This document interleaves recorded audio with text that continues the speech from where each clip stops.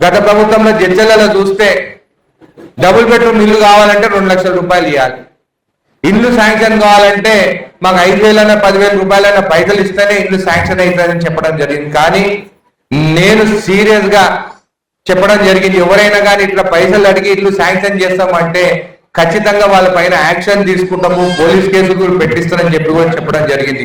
మా ఇంద్రమ్మ కమిటీ సభ్యులు, మా కాంగ్రెస్ పార్టీ కార్యకర్తలు ప్రతి ఒక్కరు నిజాయితీగా ఇల్లు తిరిగి నిజంగా ఇల్లు లేని వాళ్ళకి వాళ్ళ ఇళ్ల పేర్లు నమోదు చేసేందుకు వాళ్ళకి ప్రత్యేకంగా మా కాంగ్రెస్ కార్యకర్తలకి, మా ఇంద్రమ్మ కమిటీ సభ్యులకి, మీకు కూడా ప్రత్యేకంగా ధన్యవాదాలు చెప్తున్నాయి. ఎక్కడ కానీ కూడా ఒక కంప్లైంట్ రాలేదు.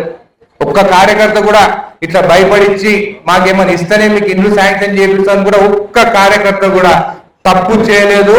జడ్చల నియోజకవర్గంలో ఉన్న కాంగ్రెస్ కార్యకర్తలకు, ఇంద్రమ్మ సభ్యుల కమిటీ మెంబర్లకు అందరికీ ప్రత్యేకంగా మీకు ధన్యవాదాలు. ఇలాంటి నిజాయితీగా మీరు పని చేసినందుకు ఈ రోజు విజయవంతంగా మన నియోజకవర్గంలో ప్రతి ఒక్కరికి మనము ఇళ్ళ ప్రొసీడింగ్స్ ఇస్తున్నామని చెప్పి తెలియజేస్తున్నాం.